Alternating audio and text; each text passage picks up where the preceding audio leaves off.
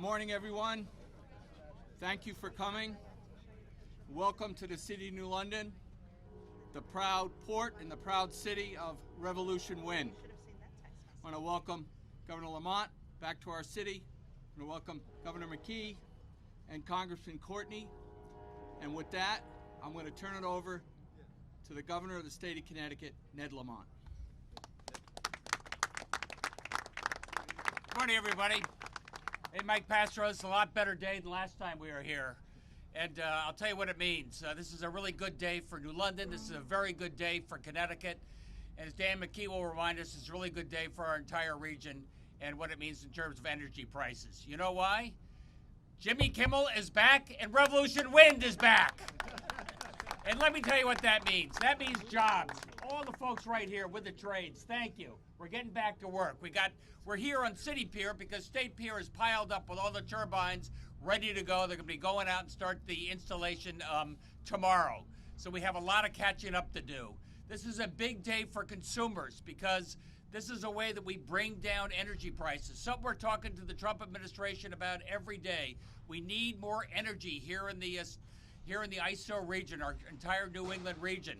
This is going to represent 720 megawatts. This is going to represent 350,000 homes.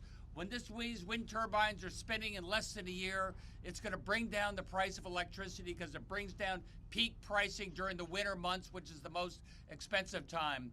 This is a big deal for business. It's always good, isn't it, Joe? We can say it's a good thing for labor and a good thing for business. And hey, Katie. It's a big thing because, look, businesses want to know certainty. They want to know what our energy is going to look like, not just for the next few years, but years to come. And this is a big building block in terms of what we got to do. And it's also really important in terms of business. I mean, I know about the art of the deal. There's also something called a deal is a deal. And Joe Courtney will tell us that we went back through all the permitting, going back many years in terms of even the first Trump administration. And business likes to know that they can count on a contract and that a contract is a contract. That's what this is about. That's what that court case was about when they said it was, incredibly arbitrary and wrong. That's why we're opening it up right now. But I want to leave you on a positive note as well. We're working very closely with the Trump administration. We're doing everything we can, not just right here at State Pier, but what we can do to add on additional energy across our region.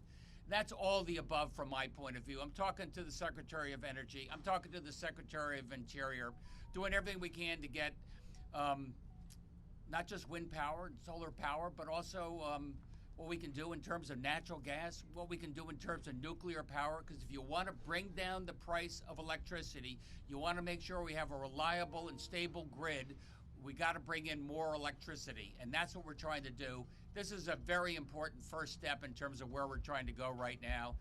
I know the White House has said this is not the last word, but I have a positive spin on that. That's because we're continuing to discuss how we work together going forward. With that, I'd like to introduce my very good friend, Governor McKee from Rhode Island. We've been working hand in glove on this and working on behalf of our entire region. Governor McKee? Thanks, Ned. Ned, thank you for your enthusiasm, and anybody out there that could give Ned a little round of applause, please give it. To work with Governor Lamont on many issues, but this one we certainly have been, hooked at right at the hip together, because it's so important not only for Connecticut that this project moves forward, but the state of Rhode Island. And we know that energy is one of our the areas that we need to address the most.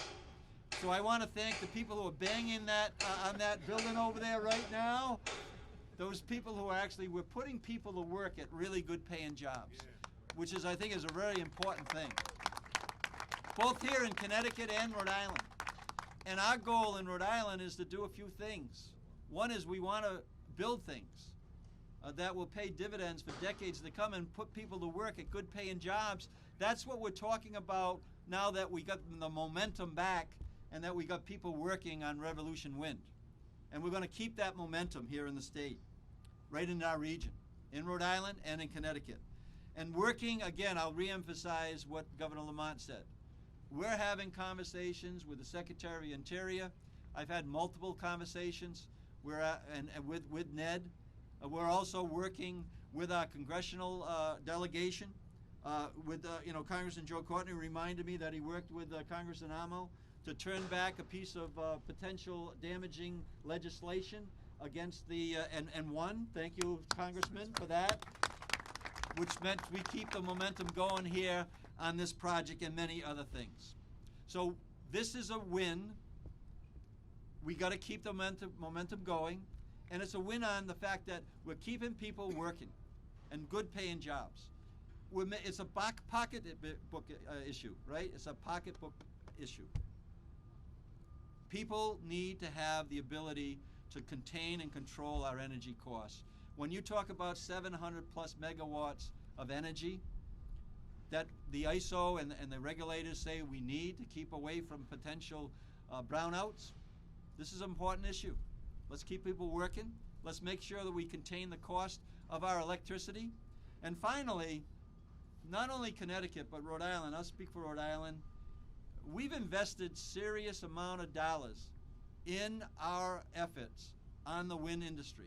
We see that as something that's very important. Look, we don't have an oil well around here. We're not going to have one. We don't have a gas line, but I'm with Governor Lamont. It's like we'll open up those conversations to make that happen for an all-in strategy.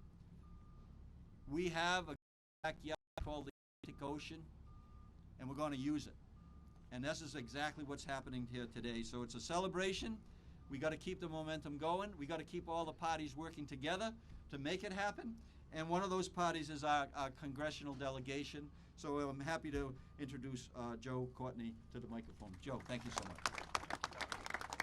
Thank you, Governor. I want to begin by thanking really all of our friends that are assembled here behind the podium from the Building Trades and Metal Trades Union, who from the minute this project was first proposed, has been there through the permitting process, through the design work process, and now through the construction process. And again, you can just see those towers right across the Thames River as three-dimensional evidence of the fact that this is a project that is actually happening. It's not on whiteboards. It's 80% complete. And to turn the clock back and stop it in its tracks, which the halt work order, which was issued on October 22nd, proposed to do, was, again, a violation of contract law. It was a violation of the law of reliance in terms of whether people have the right to rely on decisions by the government to invest and hire people. And as we saw yesterday, Judge Lambeth resoundingly rejected the government's position and issued really an amazing order. If you really look at it, it's less than 1 page long in terms of what he put out there, but he overturned and enjoined the stop work order, the halt work order. He also enjoined any enforcement of the halt work order, and he also made it clear that no stay was being put on his decision. Again, if you look at a lot of the federal district court judges that have ruled against executive orders over the last 8 months, and William Tong could go through it a lot in chapter and verse, many of those courts have stayed their rulings against the administration, but not in this case. It is true, Burgum still has the right to file an appeal to the district court, or to the Court of Appeals in Washington, but he has to start all over again in terms of trying to get the halt work order back in play. At this point, again, there is a completely wide legal avenue for the work to continue, and the burden is on the Department of Interior, not on the people who are challenging the administration, to demonstrate, again, why that decision to overturn the Trump executive order should be sustained. On September 10th, this issue spilled over into the House of Representatives, as Governor McKee said. The anti-offshore wind forces tried to jam an amendment in the National Defense Authorization Act, which would have codified an extra layer of permitting in terms of national security and defense issues. We, again, as a region, came together. Gabe Amo, Seth Magaziner, and myself led the opposition on the floor to that, and we won that fight 224 to 209, with, again, over the resistance of Speaker Mike Johnson and Majority Leader Steve Scalise, because people realized that we, as a country, need to expand our energy capacity, and that renewable energy is a huge part of the solution of that challenge.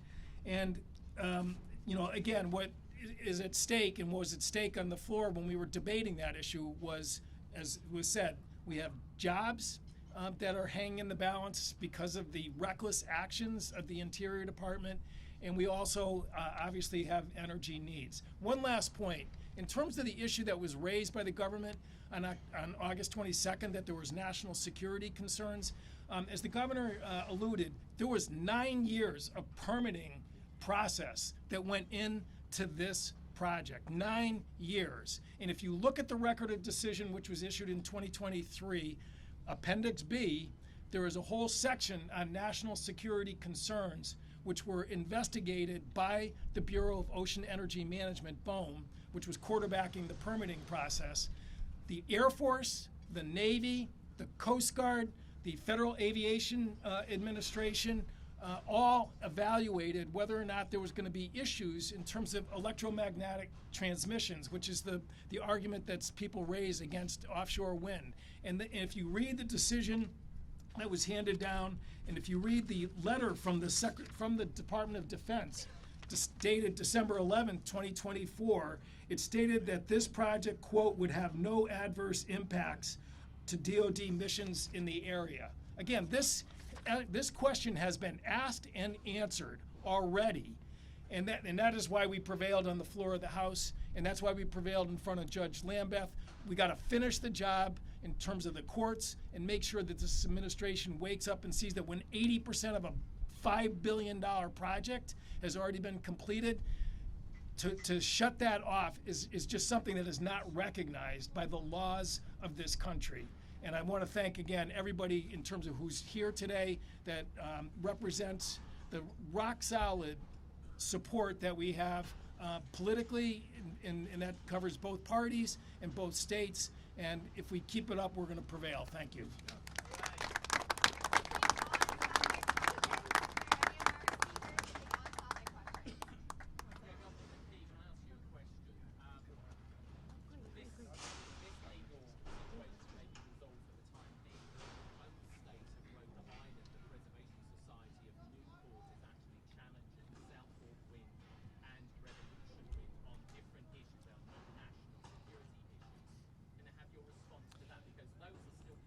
Well, its response is similar to what the Congressman just said. Those issues have been debated and decided. So the people that are coming in for another shot, another piece of the action, they're going to fail as well, just like they did, when all the approvals were put in place. Do you have concerns at all, sir, that the Trump administration is known for retaliation?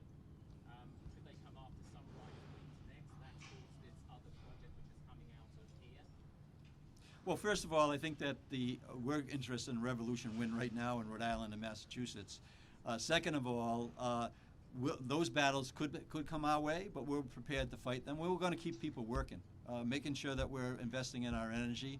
And we're going to, as Governor Lamont said, we're open line communication with Secretary Burgum and others. I've had multiple conversations with him as well as Governor Lamont. We're going to keep those conversations going and making sure that we're doing everything we can to work with this administration to provide what our communities need, what our states need, and that's what we're going to do.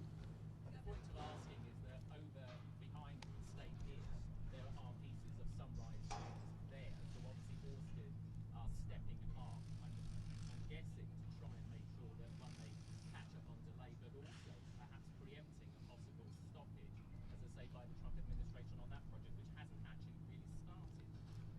Well, again, we're going to continue to support energy in this area, and the Sunrise project is one that we want to see happen as well.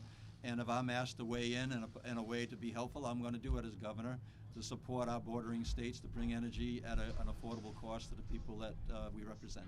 Governor Lamont, I think you said yesterday that you had conversations up to and including this weekend. Did you say who were those conversations with, and did you get any more clarity on this question of what the federal administration might be asking for in any potential deal to start working on this? Yeah, we've had, as Dan said, extensive conversations with Secretary of Interior, Secretary of Energy, folks at the White House, trying to do everything we can to get Revolution Wind going and see what a broader energy agenda is. We've had very constructive conversations, as I alluded to before, in terms of what we want to do next. I think at this point, we're going to wait to hear from the administration in terms of next steps. But I think, one step at a time. I think what they see in terms of wind, what they see in terms of nuclear, what they see in terms of gas, we're sort of working together to make sure our energy future's, secure. And I don't know. I love that. That to me, that's the sound of opportunity and progress. And I've heard me say this before, but my favorite Secretary of Labor was Marty Walsh, who famously said, I'm not really much of an ornithologist, but the crane is my favorite bird. And that's what I see here today.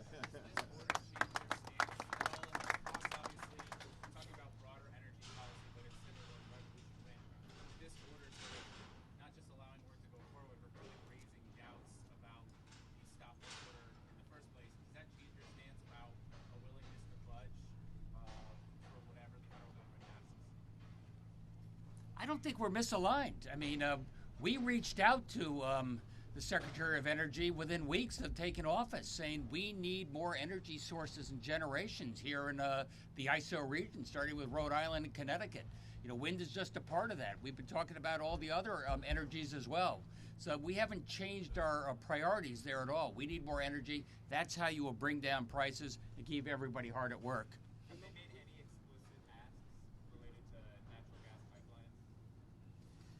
pipelines? As you know, the governors spoke with one voice. This is going back to Labor Day, but more recently as well, saying we want to work together. We want to work together in terms of natural gas and nuclear and other energy sources, and we will work together, and we'll work with the Trump administration on that. When the president says crazy things like the power will go off when the wind stops, how do you negotiate with that insanity?